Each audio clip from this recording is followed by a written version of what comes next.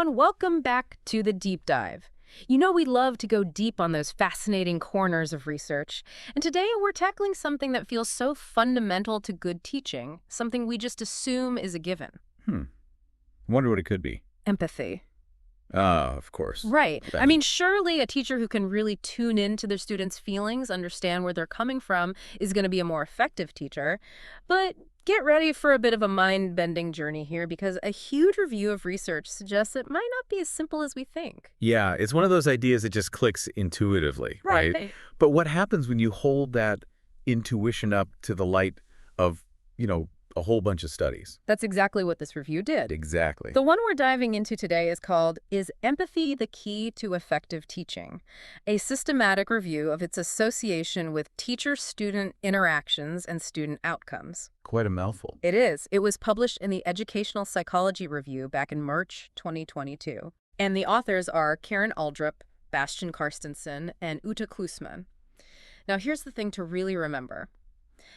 This isn't just like a single study. Right. This is a systematic review, so it's almost like a meta-analysis. Yeah. These researchers went through tons of existing research on this topic. Okay, so they're looking at the big picture. 41 relevant studies, to be exact, to try to find those overarching trends and conclusions. So we're not talking about one little snapshot. No. We're talking about a carefully curated, photo album of findings on this topic. Absolutely.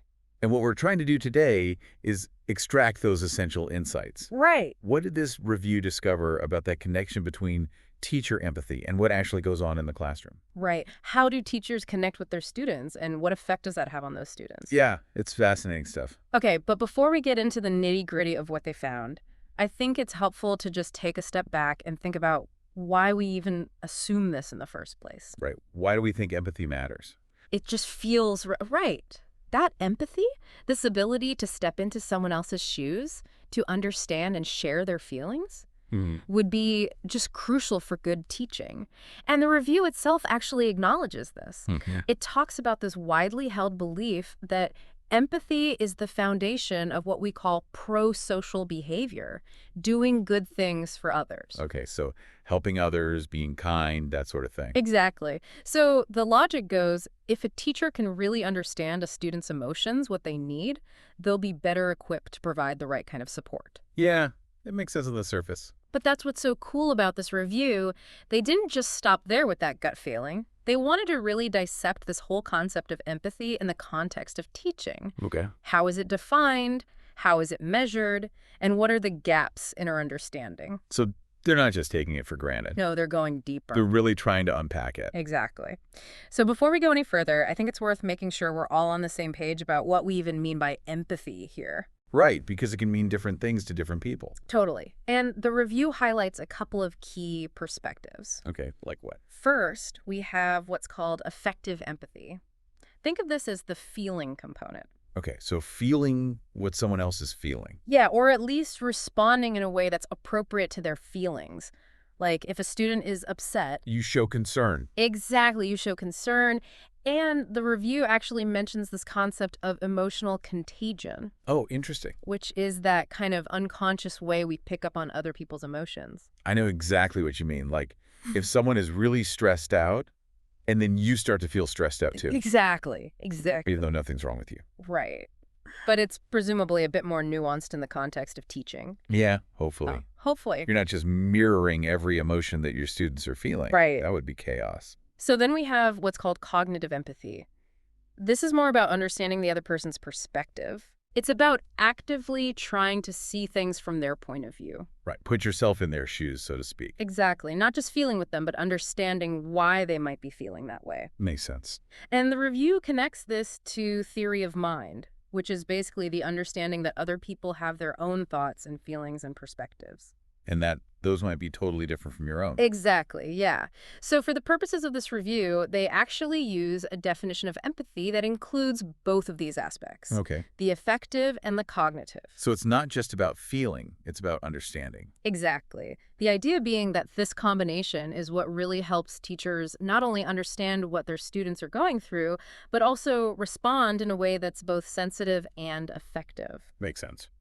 Okay, so we've got a handle on what we mean by empathy in this context. Yeah. Now, the review lays out some of those reasons why we might assume it's so important for teachers. What are some of those key arguments they present? Well, they point out that empathy has long been considered crucial in lots of what we call helping professions, like therapy, Right. medicine. Like a doctor, you want them to understand. Yeah, exactly. Yeah. And interestingly, research in those fields has actually found links between empathy in therapists and physicians and positive outcomes for the patients. Interesting. So things like greater satisfaction with the care that they received Right. and even improved health outcomes in some cases. That makes sense, right? If you feel like your doctor or therapist really gets you, you're probably going to feel more supported, maybe even more optimistic. Exactly, yeah. It's Yeah. all about that sense of connection and understanding. Totally. And that same logic applies to teaching. Right. Because, teachers are in the business of nurturing students, building positive relationships. Right. It's all about connection. It is. And the review emphasizes that providing emotional support, creating a positive emotional climate in the classroom, that's considered a key characteristic of effective teaching. Yeah, absolutely. And it makes sense, right? Because how can you genuinely be responsive and sensitive to your students' needs Right. if you don't even understand how they're feeling in the first place? Totally. Yeah. So the review kind of breaks down how empathy is thought to connect to these key areas of teaching. Okay, so let's break it down. First, and this is probably the most obvious one, is emotional support. Okay. Right. That empathy can help teachers pick up on those subtle cues. Right, like nonverbal cues. Yeah, exactly. Is the student kind of downcast? Are they withdrawn? Right. And then respond in a way that acknowledges those feelings and addresses them, whether it's disappointment about a bad grade or anxiety about a presentation. Right, or just having a bad day. Exactly. So what else does the review connect empathy to? Well, this one might seem a little less obvious, but classroom management. Oh, interesting. Yeah, and the idea here is that if a teacher can empathize with the reasons behind a student acting out, so maybe they're bored, maybe they're frustrated, maybe they feel like they're not being heard, then they can address those root causes instead of just reacting to the surface behavior. Right, you're going deeper. Exactly. However, the review does note that classroom management also involves other factors like clear rules and routines. Right. So empathy might not be the be-all and end-all when it comes to classroom management. So empathy can be an important piece of understanding why a student's acting out, Yeah. but it's not a replacement for those good management strategies. No, exactly. Okay. And then third, instructional support, Okay. which is basically tailoring your teaching methods to meet your students' different needs. Okay. Recognizing when they're struggling, when they're not engaged, and making those adjustments. Makes sense. And of course, the review acknowledges that a teacher's knowledge of their subject is crucial, Of course, yeah. but empathy can help them see when a student isn't getting it. Right, they can read those signs. Yeah, they can read between the lines. They can see that glazed over look, Right. not just as a blank face, but as a sign of confusion. Yeah, or maybe they're just bored. Exactly. They're checked out. Now, the review also presents a kind of heuristic working model, which is basically a visual representation of how all of these pieces are thought to fit together. Okay. And this model proposes that teacher empathy leads to better interactions with students. Okay. And those interactions, in turn, foster good student development, both cognitively. So that's like their learning and understanding. Exactly. And psychosocially. Okay, which is their emotional and social well-being. Exactly. But what's interesting is the model suggests that the strongest connection is actually going to be between empathy and the quality of those immediate interactions. That makes sense. It's a somewhat weaker link with those broader student outcomes and the weakest link of all with academic achievement. So your empathy might directly impact how you interact with a student. Right. But then there are all these other factors that influence things like test scores. Exactly. Yeah. Okay, so we've talked about why empathy is thought to be important. Yeah. Now, the review digs into how it's actually been measured in research. Okay, so how do you actually measure something like empathy? That's a great question. Because it's not like you can just put it on a scale, right? Exactly. It's not a physical thing. So the review highlights a couple of really important distinctions in how researchers have gone about it. Okay, what are they? First, there's this difference between what are called objective measures and self-report measures. Okay, so objective versus subjective. Yeah, kind of. Self-report is probably what you'd imagine. Okay. It's questionnaires where teachers rate their own levels of empathy. Okay, so they're saying, I think I'm very empathetic. Exactly. Or, I'm not so empathetic. Exactly. Objective measures, on the other hand, are trying to assess empathy through tasks or scenarios that are evaluated more objectively. Okay, so maybe they give them a scenario. Right. And they have to respond to it. Yeah, or complete a task. And then there are criteria to assess how well they did. Okay, so it's not just based on what they say about themselves. Exactly. And then the second distinction is whether the measure is general or what they call profession-specific. Okay. So general empathy measures are designed to assess empathy as a broad personality trait. So that would be like empathy in all different kinds of situations. Yeah, like everyday social interactions. Okay. Profession-specific measures are tailored to teaching. So that would be like how a teacher feels towards their students? Exactly. Or how they respond to their students' emotions? Exactly, in that specific classroom context. Makes sense. And the review gives some examples of these different types of measures. Okay, like what? So for general self-report measures, there's something called the Interpersonal Reactivity Index. Oh, I've heard of that one. Yeah, it asks about things like feeling sympathy for others, trying to understand different viewpoints. Then there's the Wong and Law Emotional Intelligence Scale, which includes a component related to perceiving emotions. Right, so being able to read other people's emotions. Exactly. And then for objective measures, there's the Mayer-Salovey-Caruso Emotional Intelligence Test, or MSCEIT.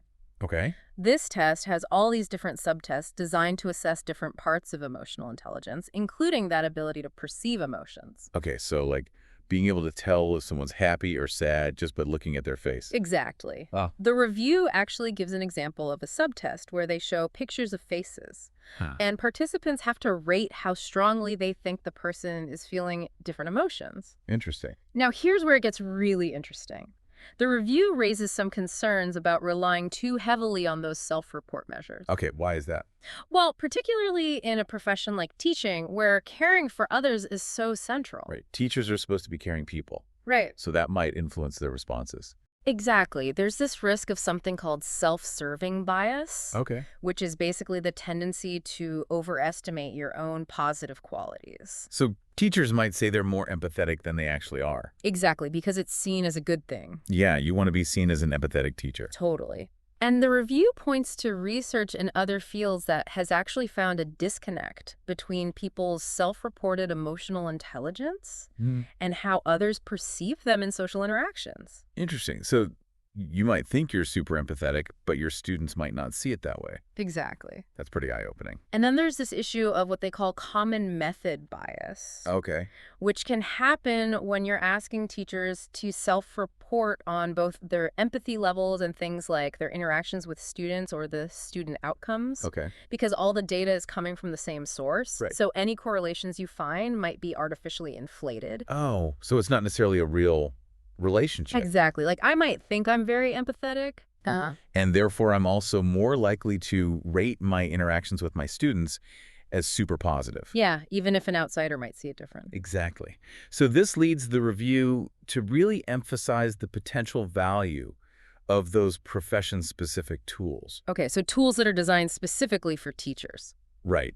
The idea being that empathy in teaching isn't just about being a sensitive person in general.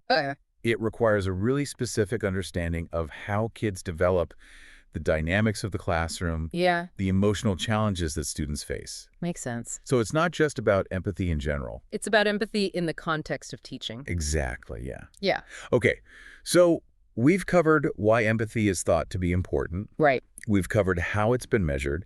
Now, the million-dollar question, what did they actually find? Yeah, does teacher empathy actually make a difference? Drum roll, please. Okay, let's hear it. And this might be a bit surprising. The overall finding is that there's actually very limited consistent evidence for a positive relationship between teacher empathy and things like emotional support, classroom management, instructional support, or student outcomes. Wow, That is surprising. I know, right? Because we hear so much about how important teacher empathy is. Right. But it's not as straightforward as we might think. So are all those intuitive feelings just wrong? Well, there are some nuances. Okay. One area where they did find more consistent findings was bullying intervention. Interesting. Teachers who reported higher empathy for victims of bullying in hypothetical scenarios Okay. were more likely to say that they would intervene. Okay. And those effect sizes were often moderate to large. So that's a pretty strong relationship. Yeah, So empathy seems to be a pretty good predictor of whether a teacher will actually step in and do something about bullying. exactly. Yeah. But what about that general emotional support piece? Right. That's where we thought the connection would be the clearest. Yeah. The findings there were a bit mixed. Some studies that used teacher self-reports did show a link between higher empathy and things like culturally sensitive teaching and attention to students' needs. Okay. But things got a lot less clear in studies that used reports from students or observers or those that used those objective empathy measures. Yeah. So it depends on how you measure empathy Right. and who you ask. Exactly. So can I give you an example from the review? Yeah, go for it. So in some studies, they presented teachers with those hypothetical scenarios of challenging behavior. Okay. And the teachers who rated themselves as more empathic also said that they would use more supportive strategies. Okay. And then in some other studies, students actually said that they felt a better connection and a greater sense of fairness Okay. than teachers who said they were more empathetic. Yeah. So that kind of fits with our intuition. Yeah. But then when researchers actually went in and observed teachers, or when they used those objective empathy tests, and they didn't find those same strong links with actual observed behavior. So the teachers felt like they were being supportive, Right.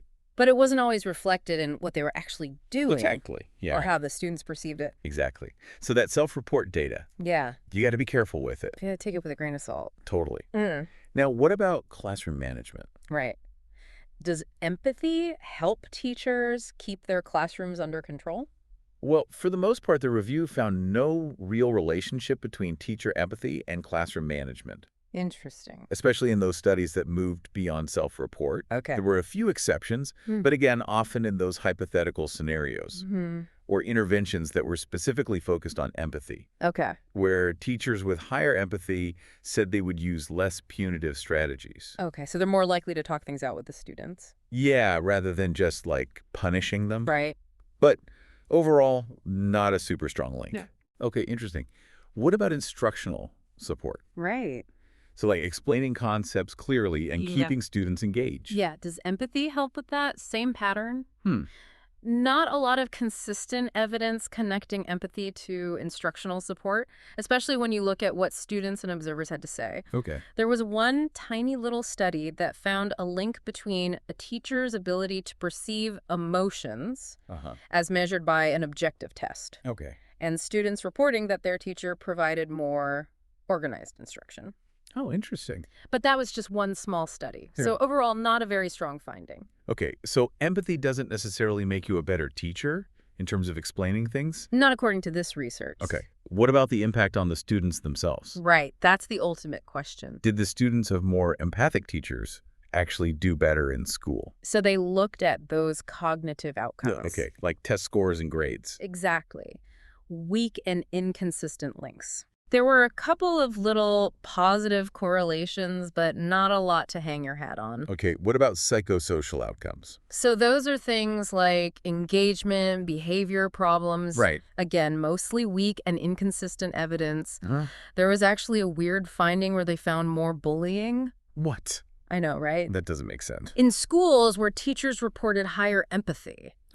So that's kind of counterintuitive. It is. There were a few positive findings, like lower math anxiety, Okay. when teachers were perceived as more sensitive, Okay. and lower suspension rates in one study, Okay. and higher student-rated emotional intelligence in another. Okay. But those were just kind of blips. Yeah, not the general trends. Yeah, not the overall pattern. Okay, so this big review is basically saying that the link between teacher empathy and student outcomes is not as clear as we might have thought. Exactly. It's not that simple. And they do talk about some methodological things that might help explain this. Okay, like what? Well, they emphasize that concern about common method bias. Right, because a lot of these studies relied on self-report data. Exactly. You're only getting the teacher's perspective. Yeah. it's hard to know if it's accurate. And if those correlations are really meaningful. Exactly. So they're basically saying we need more research More research, always. that uses multiple sources of data. Okay, so not just asking the teachers. Right, ask the students. Ask observers. Look at objective measures of achievement. Yeah, I get the whole picture. Exactly. And then there's the way we're measuring empathy. Okay. They point out the limitations of those self-report measures. Right, because we already talked about how those can be biased. Exactly. And they suggest that objective assessments might be better. Okay. But even those haven't yielded really clear findings. Yeah. Maybe because the tests we're using aren't specific enough to teaching. Oh, interesting. So they're basically saying we need to develop better ways of measuring empathy. That are more relevant to the classroom. Exactly. Yeah. So instead of asking general questions about empathy, we should be asking teachers how they would respond to specific situations with students. Exactly, yeah. Or how well they understand the challenges that their students are facing. And they even suggest exploring what they call situation-specific empathy assessments. Okay. Like, how would a teacher respond to a student who's struggling with a particular concept? Okay. Or even class-specific assessments, recognizing that empathy might be different depending on the group of students. Right. Some classes might be more challenging than others. Exactly, yeah. So they're really saying that empathy is not just this one thing. That's not a single trait. No, it interacts with all these other things. Right. Like a teacher's own ability to regulate their emotions, Okay. their level of mindfulness, their well-being, their confidence, their beliefs about discipline. So a teacher might be very empathetic. Yeah. But if they're not good at managing their own emotions, Right. or they don't have a lot of confidence in their abilities, Right. then that empathy might not translate into effective teaching. Exactly, yeah.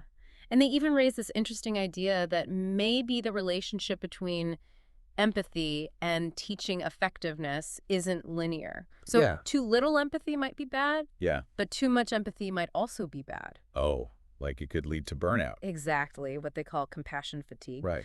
And then finally, they suggest that we need to look at how student characteristics might influence the role of empathy. Okay, like if a student has certain risk factors. Yeah, or their age, their developmental level, their specific needs. Right, because what works for one student might not work for another. Exactly. So empathy might be more important for certain students than others. Right. Now, the review does acknowledge some limitations in their own analysis. Okay, like what? Well, first of all, the studies they included used all kinds of different ways of measuring empathy and student outcomes. So it's Right. hard to compare them directly. Yeah, it's like comparing apples and oranges. Exactly. And they also included some research that hadn't been published in peer-reviewed journals, Okay. like dissertations and conference papers, Right. which is good because it reduces publication bias. Okay. But it also means that some of those studies might not have been as rigorously vetted. Right. And then they also mentioned that they prioritized getting missing data from those non-self-report studies, Okay. which might have skewed the results a bit. Interesting. So we've talked about a lot. We have. What's the takeaway message for our listeners? I think the big takeaway is that while we tend to think of empathy as this key ingredient for good teaching, Right. this review suggests that it's more complicated than that. Exactly. It's not that empathy doesn't matter, No. but its link to effective teaching and good outcomes for students is more nuanced than we might think. And we need better research Always more research. to really understand how it all works And we need better ways of measuring it. that are specifically designed for the classroom. Exactly, yeah. So this leaves us with a really interesting question. What's that? If empathy isn't the magic bullet, what else matters? Right. What other factors might be even more important for creating those positive learning environments? This review kind of hints that maybe we should be focusing on things like teacher well-being, Okay. their ability to regulate their own emotions, Right. specific classroom management techniques. So things that are a bit more concrete and measurable. Yeah, maybe. It's definitely not as simple as saying teachers just need to be more empathetic. It's a much bigger picture than that. Totally. It's a whole ecosystem. Exactly. Well, thank you for guiding us through this fascinating research. It was my pleasure. It's given me a lot to think about. And thank you to all of you for joining us on the deep dive. We hope this has sparked some new ideas for you as well. Always happy to delve into these complex topics with you. And until next time, keep diving deep. And keep asking those tough questions. See you later. Bye.